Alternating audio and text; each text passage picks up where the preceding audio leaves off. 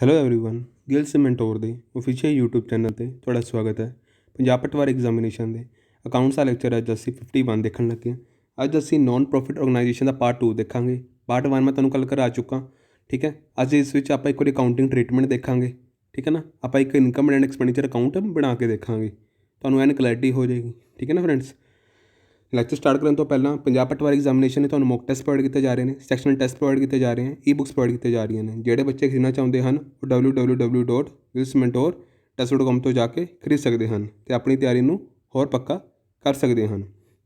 ਜਿਵੇਂ ਸਾਨੂੰ receipt and payment ਬਣਿਆ ਹੋਇਆ ਦਿੱਤਾ ਹੁੰਦਾ, ਠੀਕ ਹੈ। ਅਕਾਊਂਟਸ ਵਿੱਚ ਜ਼ਿਆਦਾਤਰ ਰਿਸਿਪਟ ਐਂਡ ਪੇਮੈਂਟ ਅਕਾਊਂਟ ਦਿੱਤਾ ਹੁੰਦਾ, ਠੀਕ ਹੈ। ਰਿਸਿਪਟਸ ਦਾ ਪੇਮੈਂਟ ਤੁਹਾਨੂੰ ਮੈਂ ਸਮਝਾ ਚੁੱਕਾ ਸੀ। ਇਹ ਸਾਰੀ ਜਿਹੜੀ ਰਿਸਿਪਟ ਸਾਈਡ ਹੈ, ਇਸ ਵਿੱਚ ਜੋ ਵੀ ਮੇਰੇ ਕੋਲ ਆਇਆ, ਭਾਵੇਂ ਉਹ ਕੈਸ਼ ਵਿੱਚ ਆਇਆ, ਠੀਕ ਹੈ, ਕੋਈ ਚੈੱਕ ਵਿੱਚ ਆਇਆ, ਕੋਈ ਸਬਸਕ੍ਰਿਪਸ਼ਨ ਆਈ, ਕੋਈ ਡੋਨੇਸ਼ਨ ਆਇਆ, ਠੀਕ ਹੈ, ਕੋਈ ਲਾਈਫ ਮੈਂਬਰਸ਼ਿਪ ਦੀ ਫੀਸ ਆਈ, ਉਹ ਸਾਰੀਆਂ ਇਸ ਸਾਈਡ ਪੈਂਦੀਆਂ। ਪੇਮੈਂਟ ਸਾਈਡ ਮੇਰੇ ਖਰਚੇ ਪੈਂਦੇ ਹੈ।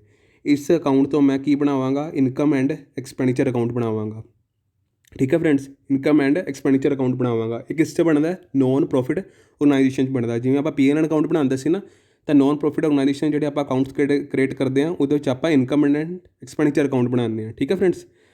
ਹੁਣ ਸਾਡੇ ਕੋਲ ਇਹ ਚੀਜ਼ਾਂ ਸਾਰੀਆਂ ਅਵੇਲੇਬਲ ਨੇ, ਠੀਕ ਹੈ। ਆਪਾਂ ਨੇ ਅਕਾਊਂਟ ਬਣਾਉਣਾ ਹੈ 31/12/2010 ਦਾ, ਠੀਕ ਹੈ, ਫੋਰ ਦੀ ਈਅਰ ਐਂਡਿਡ 31/12/2010 ਦਾ, ਠੀਕ ਹੈ। ਇਸ ਸਾਈਡ ਰਿਸਿਪਟ ਸਾਈਡ ਸਾਡੇ ਕੋਲ ਸਾਰੀ ਚੀਜ਼ਾਂ ਪਈਆਂ ਜਿਹੜੀ ਤੁਹਾਨੂੰ ਮੈਂ ਪਿਛਲੇ ਲੈਕਚਰ ਸਮਝਾਈਆਂ ਸੀ, ਠੀਕ ਹੈ। ਇਸ 'ਚੋਂ ਕੁਝ ਸਮਝਾਈਆਂ ਸੀ ਤੁਹਾਨੂੰ ਮੈਂ ਨਾ, ਜਿਵੇਂ ਲਾਈਵ ਮੈਂਬਰਸ਼ਿਪ ਸਮਝਾਈ ਸੀ, ਡੋਨੇਸ਼ਨ ਸਮਝਾਇਆ ਸੀ, ਸਬਸਕ੍ਰਿਪਸ਼ਨ ਸਮਝਾਈ ਸੀ, ਠੀਕ ਹੈ। ਪੇਮੈਂਟਸ ਮੈਂ ਸਮਝਾਈਆਂ ਸੀ, ਕਿਉਂਕਿ ਪੇਮੈਂਟਸ 'ਤੇ ਜਿਹੜੀਆਂ ਅਕਾਊਂਟਸ ਜਿਹੜੇ ਆਪਾਂ ਪ੍ਰੋਫਿਟ ਵਾਲੇ ਬਣਾਉਂਦੇ ਹਾਂ, ਉਹ ਸਾਡੇ ਜ਼ਿਆਦਾਤਰ ਮੈਚ ਹੀ ਕਰਦੇ ਹੁੰਦੇ ਆ, ਠੀਕ ਹੈ। ਉਹਨਾਂ ਨਾਲ ਆਪਾਂ ਜ਼ਿਆਦਾ ਧਿਆਨ ਨਹੀਂ ਦੇਣਾ, ਆਪਾਂ ਨੂੰ ਜ਼ਿਆਦਾ ਰਿਸਿਪਟਸ ਬਾਰੇ ਪਤਾ ਹੋਣਾ ਚਾਹੀਦਾ, ਠੀਕ ਹੈ। ਅਤੇ ਹੁਣ ਆਪਾਂ ਅੱਗੇ ਦੇਖਾਂਗੇ ਰਿਸਿਪਟਸ ਐਂਡ ਪੇਮੈਂਟ ਅਕਾਊਂਟ ਦਾ। ਅੱਗੇ ਇਨਕਮ ਐਂਡ ਐਕਸਪੈਂਡੀਚਰ ਅਕਾਊਂਟ ਬਣਾਵਾਂਗੇ। ਇਨਕਮ ਐਂਡ ਐਕਸਪੈਂਡੀਚਰ ਅਕਾਊਂਟ ਕਿਵੇਂ ਬਣਾਵਾਂਗੇ, ਇਸ ਵਿੱਚ ਆਪਾਂ ਕੀ ਕਰਾਂਗੇ। ਇਨਕਮ ਐਂਡ ਐਕਸਪੈਂਡੀਚਰ ਅਕਾਊਂਟ ਮੈਂ ਥੋੜ੍ਹਾ ਜਿਹਾ ਇਹਨੂੰ ਜ਼ੂਮ ਕਰ ਲੈਂਦਾ, ਠੀਕ ਹੈ। ਆਪਾਂ ਇਨਕਮ ਐਂਡ ਐਕਸਪੈਂਡੀਚਰ ਅਕਾਊਂਟ ਜਿਵੇਂ ਆਪਾਂ ਪੀ ਐਨ ਅਕਾਊਂਟ ਬਣਾਉਂਦੇ ਹਾਂ ਨਾ, ਤਾਂ 2010 ਦਾ ਆਪਾਂ ਇਵੇਂ ਪਰਫੋਰਮਾ ਤਿਆਰ ਕਰਾਂਗੇ, ਠੀਕ ਹੈ। ਲੈਜਰ ਵਾਂਗੀ ਹੈ, ਬਸ ਇਹਨੂੰ ਉਰੇ ਕ੍ਰੀਏਟ ਕਰਾਂਗੇ ਪੀ ਐਨ ਵਾਂਗੀ, ਠੀਕ ਹੈ। ਤਾਂ ਉਰੇ ਮੇਰਾ ਇਸ ਸਾਈਡ ਮੇਰੀ ਇਨਕਮ ਸਾਈਡ ਹੈ, ਠੀਕ ਹੈ, ਕ੍ਰੈਡਿਟ ਸਾਈਡ। ਇਸ ਸਾਈਡ ਮੇਰੀ ਡੈਬਿਟ ਸਾਈਡ ਹੈ, ਇਹ ਐਕਸਪੈਂਡੀਚਰ ਸਾਈਡ ਹੈ, ਠੀਕ ਹੈ। ਇਹ ਮੇਰੀ ਐਕਸਪੈਂਡੀਚਰ ਸਾਈਡ ਹੈ, ਇਹ ਮੇਰੀ ਇਨਕਮ ਸਾਈਡ ਹੈ, ਠੀਕ ਹੈ। ਇਸ 'ਚ ਜਿਹੜੀ ਰਿਸਿਪਟ 'ਚ ਜਿੰਨੀਆਂ ਪੇਮੈਂਟ ਦੇ ਵਿੱਚੋਂ ਛਾਨਣਾਂਗੇ, ਠੀਕ ਹੈ, ਜਿਹੜੀਆਂ ਉਰੇ ਆ ਸਕਦੀਆਂ, ਠੀਕ ਹੈ, ਜਿਹੜੀਆਂ ਆਹ ਦੇਖੋ, ਜਿਹੜੀਆਂ ਉਰੇ ਆ ਸਕਦੀਆਂ ਉਰੇ ਆਉਣਗੀਆਂ, ਠੀਕ ਹੈ।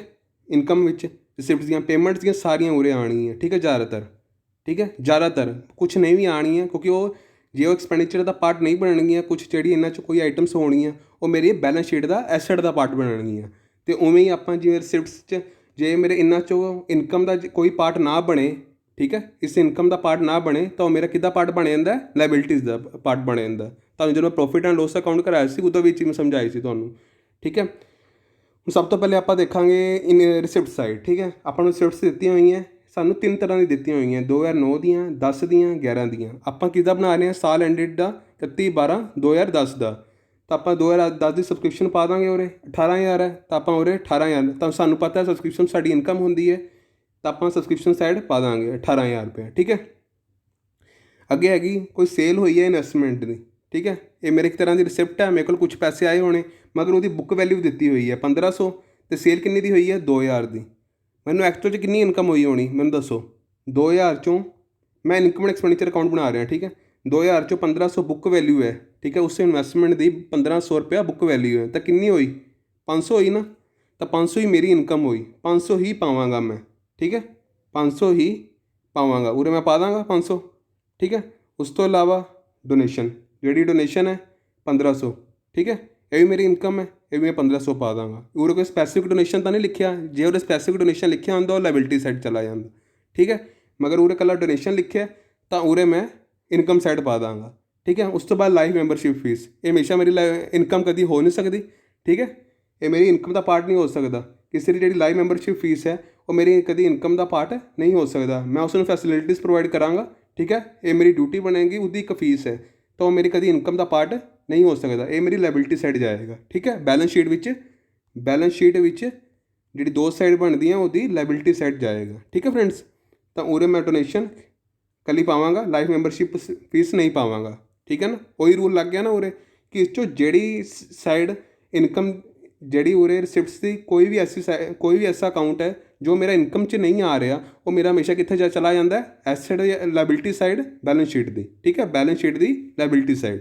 ਹੁਣ ਆਪਾਂ ਪੇਮੈਂਟਸ ਦੇਖਾਂਗੇ, ਠੀਕ ਹੈ, ਪੇਮੈਂਟਸ ਦੇਖਾਂਗੇ। ਇਹ ਸਾਨੂੰ ਅਕਾਊਂਟ ਅਵੇਲੇਬਲ ਹੁੰਦਾ, ਠੀਕ ਹੈ, ਜ਼ਿਆਦਾਤਰ ਜਦੋਂ ਆਪਾਂ ਅਕਾਊਂਟਸ ਕਰਦੇ ਹਾਂ ਉਹ ਜ਼ਿਆਦਾਤਰ ਅਵੇਲੇਬਲ ਹੁੰਦੀ ਹੈ। ਇਹ ਚੀਜ਼ ਅਵੇਲੇਬਲ ਹੁੰਦੀ ਹੈ, ਆਪਾਂ ਨੇ ਇਨਕਮ ਐਂਡ ਐਕਸਪੈਂਡੀਚਰ ਅਕਾਊਂਟ ਬਣਾਉਣਾ ਹੁੰਦਾ, ਠੀਕ ਹੈ। ਆਪਾਂ ਇਨਕਮ ਐਂਡ ਐਕਸਪੈਂਡੀਚਰ ਅਕਾਊਂਟ ਬਣਾ ਰਹੇ ਹਾਂ। ਹੁਣ ਆਪਾਂ ਪੇਮੈਂਟ ਸਾਈਡ ਦੇਖ ਰਹੇ ਹਾਂ, ਠੀਕ ਹੈ। ਸਾਨੂੰ ਪੋਸਟਡ ਐਂਡ ਟੈਲੀਗ੍ਰਾਮ ਦਿੱਤਾ ਹੋਇਆ 1500, ਠੀਕ ਹੈ, ਇਹ ਤਾਂ ਉਰੀ ਪੈ ਜਾਏਗਾ, ਠੀਕ ਹੈ। ਇਹ ਤਾਂ ਇਹਦੇ ਹੀ ਐਕਸਪੈਂਸਿਸ ਦਾ ਹੀ ਨੇਚਰ ਹੈ, ਐਕਸਪੈਂਡੀਚਰ ਦਾ ਹੀ।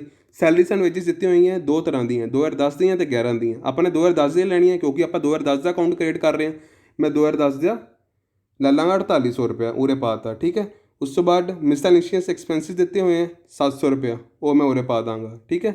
ਉਸ ਤੋਂ ਬਾਅਦ ਬੌਂਡ ਐਂਡ ਡਿਬੈਂਚਰ ਦਿੱਤੇ ਹੋਏ ਆ। ਹੁਣ ਜਿਹੜੇ ਤੁਸੀਂ ਦੇਖੋ ਬੌਂਡ ਐਂਡ ਡਿਬੈਂਚਰ ਕਦੀ ਮੇਰੇ ਐਕਸਪੈਂਡੀਚਰ ਹੈਗੇ ਨਹੀਂ, ਇਹ ਮੇਰੇ ਕਦੀ ਐਕਸਪੈਂਡੀਚਰ ਨਹੀਂ ਹੋ ਸਕਦੇ, ਠੀਕ ਹੈ। ਇਹ ਮੇਰੇ ਬੌਂਡਸ ਐਂਡ ਐਕਸਪੈਂਡੀਚਰ ਜ਼ਿਆਦਾਤਰ ਮੇਰੇ ਐਸੈਟ ਹੁੰਦੇ ਆ, ਠੀਕ ਹੈ। ਇਹ ਮੇਰੀ ਐਸੈਟ ਸਾਈਡ ਆਉਣਗੇ, ਠੀਕ ਹੈ ਨਾ, ਇਹ ਮੇਰੇ ਐਸੈਟ ਸਾਈਡ ਆਉਣਗੇ। ਜੋ ਵੀ ਕੋਈ ਪਾਰਟ ਮੇਰੇ ਖਰਚੇ ਦਾ ਜੇ ਉਹ expenditure side income and expenditure account ਬਣਾਉਂਦੇ ਆ, ਐਕਸਪੈਂਡੀਚਰ ਸਾਈਡ ਨਹੀਂ ਆ ਸਕਦਾ, ਉਹ ਮੇਰਾ ਹਮੇਸ਼ਾ ਐਸੈਟ ਸਾਈਡ ਚਲਾ ਜਾਂਦਾ ਬੈਲੈਂਸ ਸ਼ੀਟ ਦੀ, ਠੀਕ ਹੈ ਫਰੈਂਡਸ। ਉਸ ਤੋਂ ਬਾਅਦ ਪੀਰੀਓਡਿਕਲਸ ਕੀ ਹੁੰਦੇ ਆ? ਕੋਈ ਨਿਊਜ਼ਪੇਪਰ ਹੋ ਗਿਆ, ਠੀਕ ਹੈ, ਕੋਈ ਮੈਗਜ਼ੀਨਸ ਹੋ ਗਈਆਂ, ਇਹਨੂੰ ਮੈਂ ਰੱਦੀ 'ਚ ਵੇਚ ਰਿਹਾ, ਉਹਦੀ ਅਮਾਊਂਟ ਹੈ, ਠੀਕ ਹੈ। ਇਹ ਤਾਂ ਆਏਗੀ, ਕਿਉਂ ਆਏਗੀ? ਕਿਉਂਕਿ ਇਸਦਾ ਕੋਈ ਮੇਰਾ ਅੱਗੇ ਫਾਇਦਾ ਨਹੀਂ ਹੈ, ਠੀਕ ਹੈ। 1-2 ਦਿਨ ਪੁਰਾਣੀ ਅਖਬਾਰ ਦਾ ਮੇਰਾ ਕੀ ਫਾਇਦਾ ਹੋਏਗਾ ਅੱਗੇ? ਉਹ ਰੱਦੀ 'ਚ ਜਾਏਗਾ ਤਾਂ ਉਹਨੂੰ ਜਿਹੜੀ ਮੈਨੂੰ ਵੇਚ ਕੇ ਜਿਹੜਾ ਮੈਨੇ ਉਸਦਾ ਜਿਹੜਾ ਖਰਚਾ ਹੈ, ਠੀਕ ਹੈ, ਉਹ ਕਿੰਨਾ ਬੈਠੇਗਾ? 800 ਰੁਪਏ, ਠੀਕ ਹੈ। ਇਹ ਆਪਾਂ ਉਰੇ ਪਾ ਦਾਂਗੇ, ਠੀਕ ਹੈ ਫਰੈਂਡਸ। ਤਾਂ ਉਸ ਤੋਂ ਇਲਾਵਾ ਬੁੱਕਸ ਕੀ ਇੱਕ ਤਰ੍ਹਾਂ ਨਾਲ ਮੇਰੀ ਐਸੈਟ ਹੈ, ਠੀਕ ਹੈ, ਮੈਨੂੰ ਹਮੇਸ਼ਾ ਕੰਮ ਆਉਣੀ ਹੈ। ਇਹ ਮੇਰੀ ਕ੍ਰੈਡਿਟ ਸਾਈਡ ਆ ਜਾਣੀ ਹੈ, ਜੇ ਐਕਸਪੈਂਡੀਚਰ ਦਾ ਪਾਰਟ ਨਹੀਂ ਹੈ, ਐਸੈਟ ਹੈ ਨਾ, ਤਾਂ ਐਸੈਟ ਸਾਈਡ ਆ ਜਾਣੀ ਹੈ, ਠੀਕ ਹੈ ਫਰੈਂਡਸ। ਉਸ ਤੋਂ ਇਲਾਵਾ ਬਸ ਬਾਕੀ ਹੋਰ ਕੁਛ ਨਹੀਂ ਪੈਣਾ। ਕੈਰੀ ਡਾਊਨ ਆਪਾਂ ਨੇ ਪਾਉਣਾ ਨਹੀਂ, ਠੀਕ ਹੈ। ਇਹ ਤਾਂ receipt and payment the carry down ਆ, ਆਪਾਂ ਨੇ ਸਿਰਫ ਆਈਟਮ ਚੱਕ ਕੇ ਪਾਉਣੀਆਂ ਸੀ। ਇਸੇ ਤਰ੍ਹਾਂ ਆਪਾਂ ਇਨਕਮ ਐਂਡ ਐਕਸਪੈਂਡੀਚਰ ਅਕਾਊਂਟ ਬਣਾਵਾਂਗੇ, ਠੀਕ ਹੈ। ਹੁਣ ਆਪਾਂ ਇਹ ਸਾਰੇ ਅਮਾਊਂਟਸ ਪਾ ਲਈਆਂ, ਠੀਕ ਹੈ। ਹੁਣ ਆਪਾਂ ਨੇ ਸਾਰੀ ਅਮਾਊਂਟਸ ਪਾ ਲਈਆਂ। ਹੁਣ ਆਪਾਂ ਅੱਗੇ ਦੇਖਾਂਗੇ, ਹੁਣ ਆਪਾਂ ਇਹਨੂੰ ਪੂਰਾ ਬੈਲੈਂਸ ਕਰਾਂਗੇ, ਠੀਕ ਹੈ। ਸਾਨੂੰ ਪਤਾ ਇਹ ਸਾਈਡ ਜ਼ਿਆਦਾ ਹੋਏਗੀ, 18500 + 1500 ਕਿੰਨਾ ਹੋ ਗਿਆ? 20000। 20000 ਚੋਂ 1500 ਮਾਈਨਸ ਕਰੋ, 4800 ਮਾਈਨਸ ਕਰੋ, 700 ਮਾਈਨਸ ਕਰੋ, 800 ਮਾਈਨਸ ਕਰੋ, ਤਾਂ ਮੇਰਾ ਸਰਪਲਸ ਕਿੰਨਾ ਆ ਜਾਏਗਾ? 12200। 12200 ਕਿਵੇਂ ਆਇਆ? ਕਿ ਮੇਰੀ ਇਨਕਮ ਚੋਂ ਮੈंने ਐਕਸੈਸ ਇਨਕਮ ਵਿੱਚੋਂ ਐਕਸਪੈਂਡੀਚਰ ਮਾਈਨਸ ਕੀਤਾ ਹੈ, ਠੀਕ ਹੈ ਫਰੈਂਡਸ। ਤਾਂ ਮੇਰੀ ਕਿੰਨੀ ਅਮਾਊਂਟ ਆ ਜਾਏਗੀ? 12200। ਇਹ ਮੇਰਾ ਕੀ ਹੈ? ਬੈਲੈਂਸ ਬਚ ਗਿਆ। ਬੈਲੈਂਸ ਕੀ ਹੈ ਮੇਰਾ? ਸਰਪਲਸ।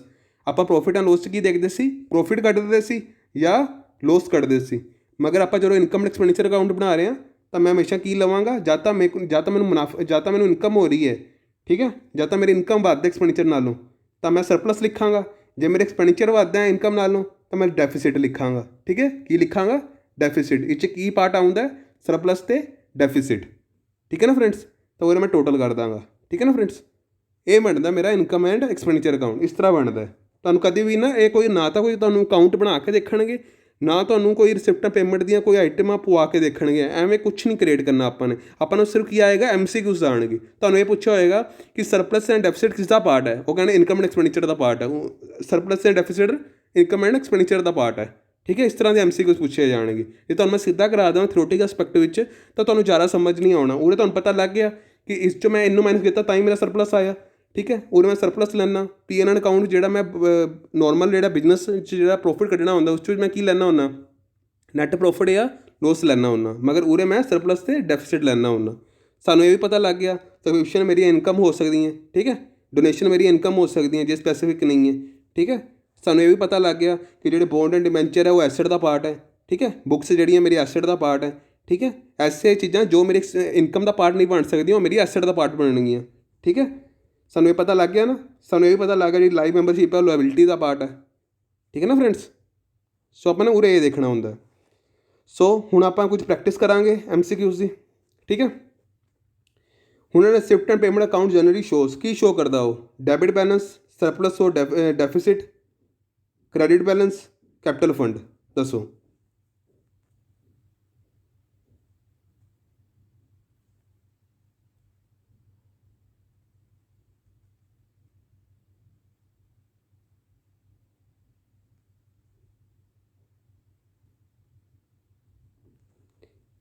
ਇਹਦਾ ਆਨਸਰ ਆ ਜਾਏਗਾ, ਇਹ ਆਨਸਰ ਆ ਜਾਏਗਾ। ਡੈਬਿਟ ਬੈਲੈਂਸ ਸ਼ੋ ਕਰੇਗਾ ਨਾ। ਆ ਦੇਖੋ, ਤੁਸੀਂ ਕਦੇ ਵੀ ਦੇਖਣਾ ਆਪਾਂ ਨੇ ਸਿਫਟਸ ਸਾਡੀਆਂ ਜ਼ਿਆਦਾ ਹੋਣਗੀਆਂ ਪੇਮੈਂਟਸ ਨਾਲੋਂ, ਠੀਕ ਹੈ।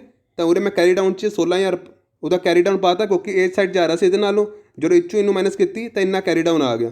ठीक है। ये मैंने अकाउंट्स क्लोज करते जो मैं नैक्सट मंथ या नैक्सट ईयर खोलांगा 2011 की या 1 अप्रैल मैंने सॉरी 2011 तो नहीं मतलब कि 1 अप्रैल में जो मैं खोलांगा तो वो कैरी डाउन उरे आ जाएगा, डेबिट बैलेंस बन जाएगा। ठीक है ना, वो डेबिट बैलेंस बन जाएगा शुरुआत में। ठीक है, ठीक है ना फ्रेंड्स। तो ब्रोड डाउन हो जाएगा, कितना हो जाएगा इन्ना ही 16,000। तो केड़ा बैलेंस हो गया, डेबिट बैलेंस हो गया। ठीक है, वही अपन उरे दिखाना है। ठीक है, की हो जाएगा मेरा डेबिट बैलेंस। अगला क्वेश्चन है income and expenditure account record the transactions of. दसो इनकम एंड एक्सपेंडिचर अकाउंट किहड़ियां ने रिकॉर्ड करदा transactions, revenue nature, capital nature, both revenue and capital nature, income of only revenue nature and expenditure of revenue and capital nature. दसो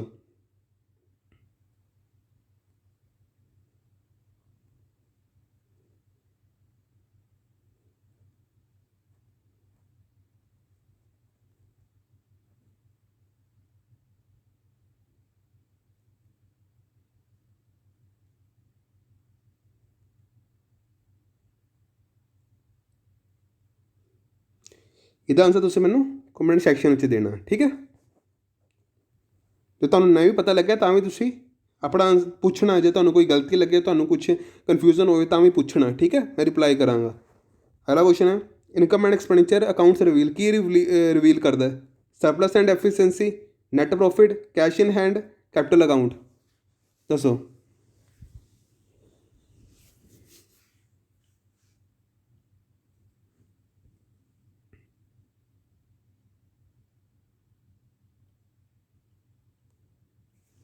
ये answer आ जाएगा surplus and deficiency. ठीक है, अपन ने देख ही लिया, अपन ने उन्हें देख लिया ना कि सानू की दसदा सरप्लस दसदा जे ए साइड जा रहा सी इहदे नालों। ठीक है, जे ए साइड जा रहा सी इहदे नालों, इस साइड जा रहा सी इहदे नालों तो सरप्लस दसदा, जे ए साइड हुंदी इस नालों जा रहा तो डेफिसिट दस दिंदा। ठीक है, ठीक है फ्रेंड्स। हुण अपना फोर्थ क्वेश्चन देखांगे आपां। The amount of subscription received from the members by the non profit organisation. ठीक है, is shown in which of the following. Subscription received हुई है, दसो मैं कितने शो करांगा, debit side of the income and expenditure account, credit side of the income and expenditure account, liability side of the balance sheet, asset side of the balance sheet. दसो कोई amount receive हुई है subscription की। हुणे आपां ने income and expenditure account देखिया,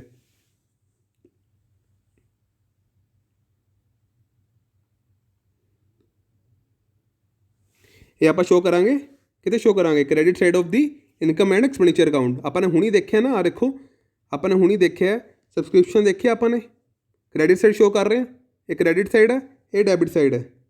ठीक है, अगला क्वेश्चन है donation received for special purpose.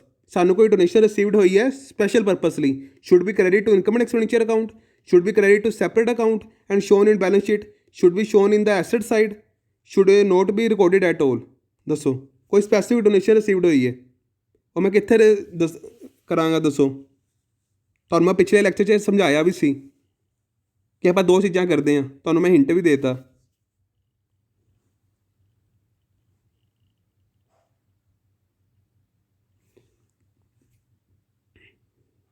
ये आप करांगे should be credit to the separate account, यानी मैं कैपिटल फंड अकाउंट बन जाएगा एक मेरा। ठीक है, उस विच मैं ते बैलेंस शीट शो करांगा। ठीक है, लायबिलिटी साइड। ठीक है, कोई स्पैसिफिक डोनेशन मिली है, किसी काम लिए मिली है, मैनू किसी स्पैशल परपस लिए मिली है, वो मेरी कभी इनकम नहीं हो सकती। ठीक है, अगला क्वेश्चन है subscription received by a school. कोई स्कूल सबसक्रिप्शन रिसीव्ड कर रहा है for organising a annual function, तो मैं किस तरह ट्रीट करांगा। दसो कैपिटल रिसिप्ट करांगा। ठीक है, रेवन्यू बी उरे ऑप्शन, रेवन्यू रिसिप्ट करांगा, एसेट रिसिप्ट करांगा या अर्नड इनकम करांगा। दसो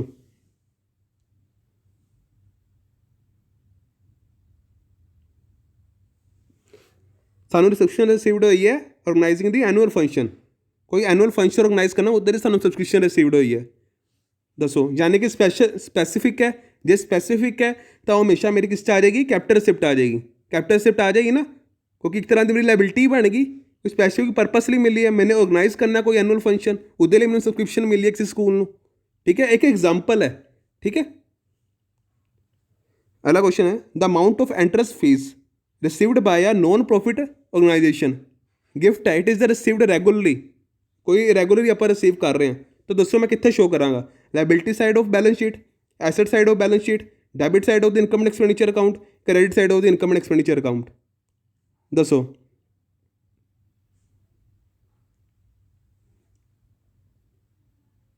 ਇਹ ਕਰਾਂਗਾ ਮੈਂ credit side of the income and expenditure account, ਠੀਕ ਹੈ ਨਾ friends. Credit side of the income and expenditure account ਪਿਛਲੇ ਲੈਕਚਰ ਤੁਹਾਨੂੰ ਮੈਂ ਸਮਝਾਇਆ ਸੀ ਨਾ, ਇੰਟਰਸਟ ਫੀਸ ਜਿਹੜੀ ਨੋਰਮਲ ਰੈਗੂਲਰ ਬੇਸਿਸ 'ਚ ਮਿਲ ਰਹੀ ਹੈ ਉਹ ਮੇਰੀ ਇੱਕ ਤਰ੍ਹਾਂ ਦੀ ਇਨਕਮ ਬਣ ਜਾਏਗੀ, credit side of the income and expenditure account ਵਿੱਚ ਆ ਜਾਏਗਾ। ਅਗਲਾ ਕੁਐਸਚਨ ਹੈ, out of the following items which one shown in the receipt and payment account? ਦੱਸੋ ਇਹ 'ਚੋਂ ਕਿਹੜੀ ਆਈਟਮ ਹੈ ਰਿਸਿਪਟ ਐਂਡ ਪੇਮੈਂਟ ਅਕਾਊਂਟ 'ਚ ਸ਼ੋਅ ਕਰਾਂਗਾ? ਉਰੇ ਪੇਮੈਂਟ ਹੈ, ਸੋਰੀ। ਦੱਸੋ, ਤਿੰਨ ਹੀ ਆਪਸ਼ਨ ਹੈ ਉਰੇ, ਆਊਟਸਟੈਂਡ ਸੈਲਰੀ, ਲਾਈਫ ਮੈਂਬਰਸ਼ਿਪ ਫੀਸ, ਡੈਪਰੀਸ਼ੀਏਸ਼ਨ। ਧਿਆਨ ਨਾਲ ਸੋਚੋ, ਤੁਹਾਨੂੰ ਪਤਾ ਲੱਗ ਜਾਏਗਾ।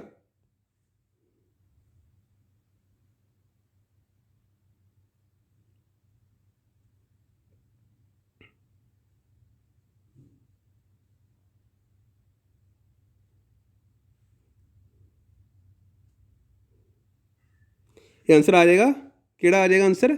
ਡੈਪਰੀਸ਼ੀਏਸ਼ਨ। ਠੀਕ ਹੈ ਫਰੈਂਡਸ, ਆਊਟਸਟੈਂਡ ਸੈਲਰੀ ਬੈਲੈਂਸ ਸ਼ੀਟ ਦਾ ਪਾਰਟ ਬਣ ਜਾਏਗੀ, ਠੀਕ ਹੈ। Live membership income and expenditure account the part ਬਣ ਜਾਏਗੀ, ਠੀਕ ਹੈ। ਡੈਪਰੀਸ਼ੀਏਸ਼ਨ ਰਹਿ ਗਿਆ, ਉਹੀ ਆਏਗਾ ਮੇਰਾ ਪੇਮੈਂਟ ਅਕਾਊਂਟ ਵਿੱਚ, ਠੀਕ ਹੈ। अगला क्वेश्चन है, not for profit organisation prepare. अपन sorry not for profit organisation prepare आप नोट फॉर होएगा और सॉरी टेक्स्ट नहीं है, NON होएगा, नॉन फॉर प्रॉफिट ऑर्गेनाइजेशन। दसो की प्रिपेयर करते हैं आप? ट्रेडिंग अकाउंट प्रिपेयर करते हैं, trading and PL account prepare, sorry trading and PL account prepare करते हैं, income and expenditure account prepare करते हैं, ऑल ऑफ द अबव करते हैं।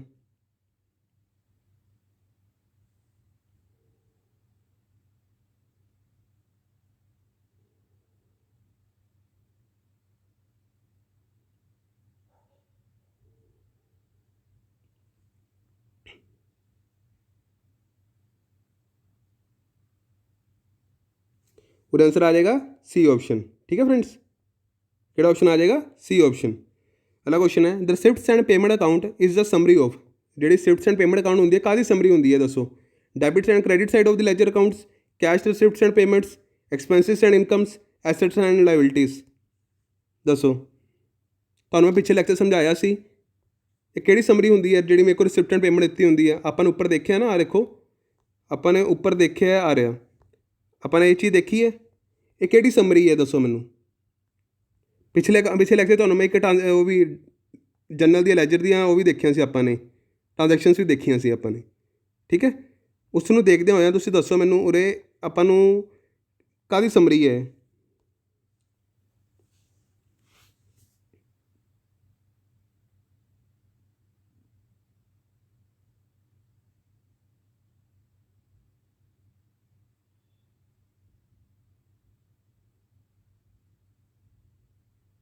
ये मेरी हैगी कैश रिसिप्ट्स एंड पेमेंट्स दी, ठीक है।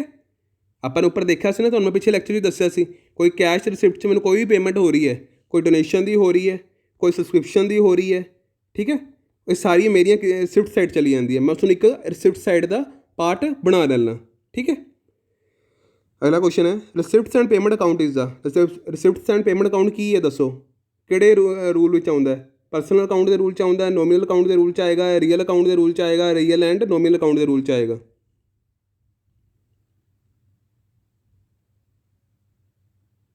ध्यान नाल सोचो, क्योंकि पेमेंट्स विच तां एक्सपेंसिस भी ने ते कुछ नॉन एक्सपेंसिस भी ने, ठीक है। वो एक्सपेंसिस का पार्ट भी नहीं ने, ठीक है ना।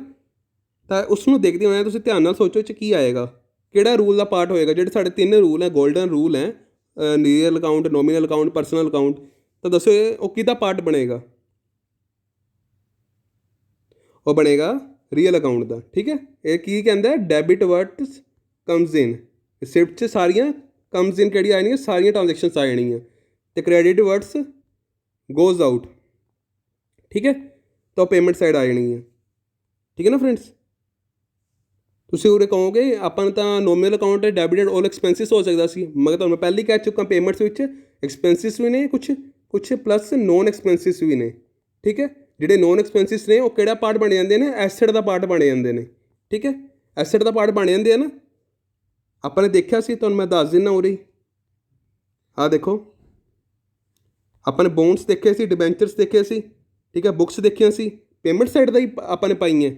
ਮਗਰ ਜੋ ਵਿੱਚੋਂ ਆਪਾਂ ਛੱਲਣਾਂਗੇ ਕੁਛ ਐਕਸਪੈਂਡੀਚਰ ਸਾਈਡ 'ਚ ਜਾਣਗੀਆਂ, ਮੈਂ ਜਿਹੜੇ ਕੁਛ ਐਕਸਪੈਂਡੀਚਰ ਸਾਈਡ 'ਚ ਨਹੀਂ ਜਾਣਗੀਆਂ ਉਹ ਮੇਰਾ ਐਸੈਟ ਦਾ ਪਾਰਟ ਬਣਨਗੀਆਂ। 800 ਰੁਪਇਆ ਤਾਂ ਨਹੀਂ, ਸੋਰੀ 2200 ਰੁਪਇਆ ਅਤੇ 3000 ਰੁਪਇਆ, ਠੀਕ ਹੈ। ਔਰ ਆਪਾਂ ਨੂੰ ਉਹੀ MCQ 'ਚ ਪੁੱਛਿਆ, ਠੀਕ ਹੈ, ਉਹੀ ਆਪਾਂ ਨੂੰ MCQ ਵਿੱਚ ਪੁੱਛਿਆ। ਆ ਦੇਖੋ, ਠੀਕ ਹੈ ਨਾ। Receipt and payment account is the real account. Debit words comes in, credit words goes out. ਕੀ ਆਪਣੇ ਕੋਲ ਆ ਰਿਹਾ ਉਹ ਡੈਬਿਟ ਹੋ ਜਾਂਦਾ, ਕੀ ਜਾ ਰਿਹਾ ਉਹ ਕ੍ਰੈਡਿਟ ਹੋ ਜਾਂਦਾ। ਅਗਲਾ ਕੁਐਸਚਨ ਹੈ ਇਨਕਮ ਐਂਡ ਐਕਸਪੈਂਡੀਚਰ ਅਕਾਊਂਟ ਕੀ ਹੈ, ਪੂਰੇ ਦੱਸੋ ਹੁਣ ਮੈਨੂੰ। Personal account, nominal account, real and nominal account.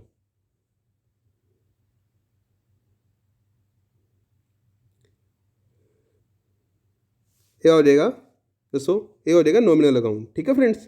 ਕਿਹਦਾ ਪਾਰਟ ਹੋ ਜਾਏਗਾ, ਨੋਮੀਨਲ ਦਾ, ਠੀਕ ਹੈ, ਐਕਸਪੈਂਸਿਸ ਐਂਡ ਇਨਕਮਸ ਦਾ, ਠੀਕ ਹੈ। ਹੁਣ ਆਪਾਂ ਨੂੰ ਜਿਹੜਾ ਤੁਹਾਨੂੰ ਮੈਂ ਕੁਐਸਚਨ ਪੁੱਛਿਆ ਸੀ ਉਹਦਾ ਆਨਸਰ ਤੁਸੀਂ ਮੈਨੂੰ ਜ਼ਰੂਰ ਦੇਣਾ, ਠੀਕ ਹੈ। ਕਿਹੜਾ ਕੁਐਸਚਨ ਪੁੱਛਿਆ ਸੀ ਤੁਹਾਡੇ ਤੋਂ ਮੈਂ, ਆਈ ਥਿੰਕ